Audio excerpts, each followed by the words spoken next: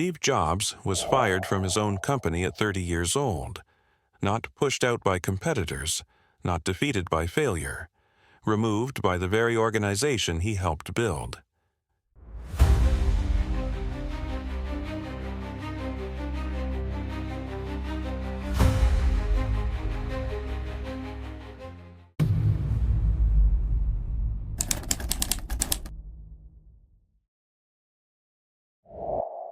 Apple, the company born in a garage and carried into the future by his vision, decided it could move forward without him.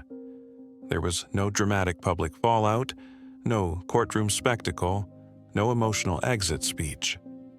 Just a quiet decision made behind closed doors. And in that moment, one of the most influential figures in modern business was effectively erased. To understand how this happened, you have to understand what Steve Jobs represented inside Apple. He wasn't the engineer who designed the circuitry. He was the one who decided what mattered. He believed technology should feel inevitable, simple, and human.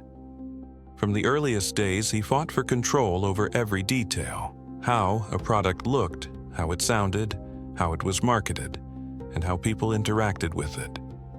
That obsession created Apple's identity, but it also created friction.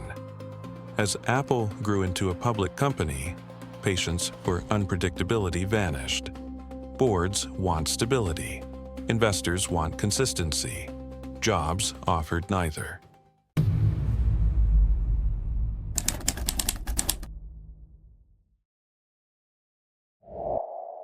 By the early 1980s, Apple was no longer a scrappy startup. It was a corporation with shareholders, expectations, and fear of risk. To manage that transition, the board brought in professional leadership. What followed was a slow, invisible power struggle. While Jobs focused on bold ideas and perfection, the people around him focused on forecasts, timelines, and damage control. The Macintosh launch made history, but the numbers didn't match the hype. Internally, confidence in Jobs began to erode. Decisions that once flowed through him began to bypass him. Authority slipped away incrementally, until one day it was gone. When the board finally moved against Jobs, it wasn't dramatic, it was procedural. His operational control was removed, his influence neutralized. He was still technically part of the company, but in name only. Isolated and sidelined, Jobs faced a reality few founders ever experience: being unwanted by the thing you created. Within months, he resigned. Apple continued without him. To the outside world, it looked like the end of the story, but what followed was not retreat. It was recalibration.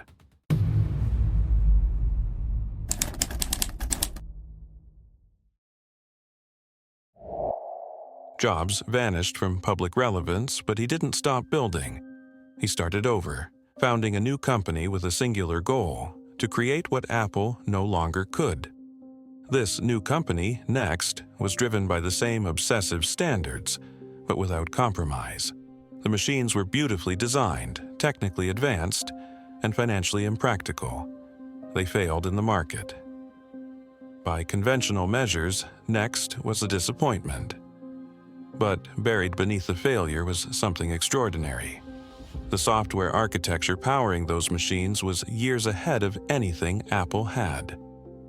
While Jobs refined ideas in the background, Apple began to collapse in plain sight. Leadership changed hands repeatedly. Product lines ballooned without purpose. Innovation slowed. Losses accelerated. The clarity that once defined Apple disappeared, replaced by confusion and internal conflict.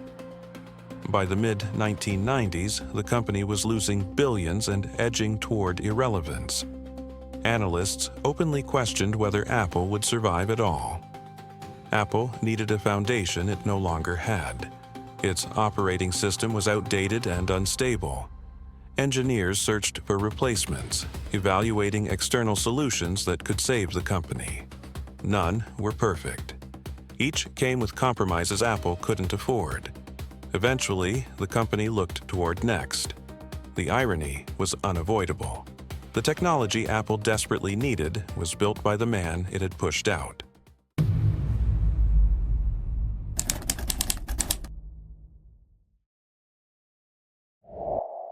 When Apple acquired Next, Steve Jobs returned quietly. No celebration. No announcement of redemption. He wasn't reinstated as a leader. He was brought back as an advisor. But Jobs understood something crucial. Timing matters more than force. He didn't rush. He observed. He studied the company from the inside, identifying what worked, what failed, and who truly understood Apple's future. As Apple's crisis deepened, Jobs' influence expanded. Projects were canceled. Entire product lines were eliminated. Complexity was cut away. Jobs simplified everything. Within months, it became clear that leadership without direction was worse than no leadership at all.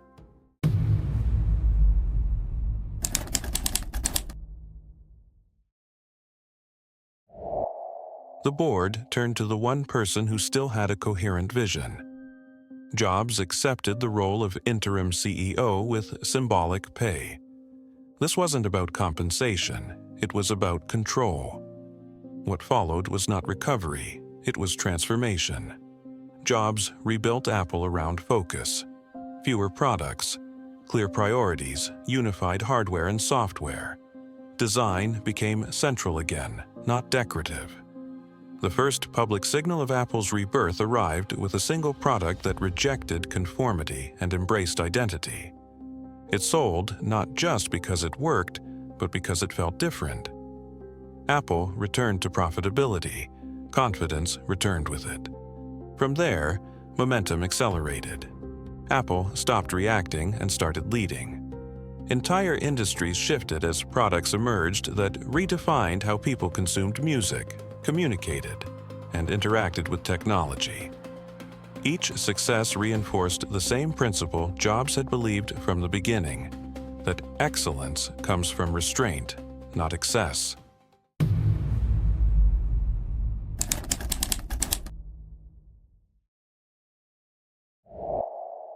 Apple grew into one of the most valuable companies in the world, not by following the market, but by shaping it. Steve Jobs never sought public revenge. He didn't dismantle the company that removed him. He rebuilt it into something stronger than it had ever been. The board that once sidelined him ultimately relied on him to save everything. His response to rejection wasn't anger, it was patience. He didn't argue his worth, he demonstrated it. In the end, being fired from Apple didn't destroy Steve Jobs. It clarified him. It forced him to refine his ideas, sharpen his instincts, and wait for the moment when those ideas were unavoidable.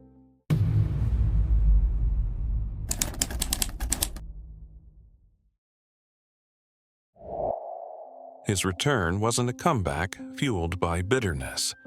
It was an inevitability shaped by preparation. Apple didn't defeat Steve Jobs when it removed him. It delayed him. And when he returned, the company was never the same again. What started as rejection ended as legacy. This wasn't revenge built on destruction. It was revenge built on vision.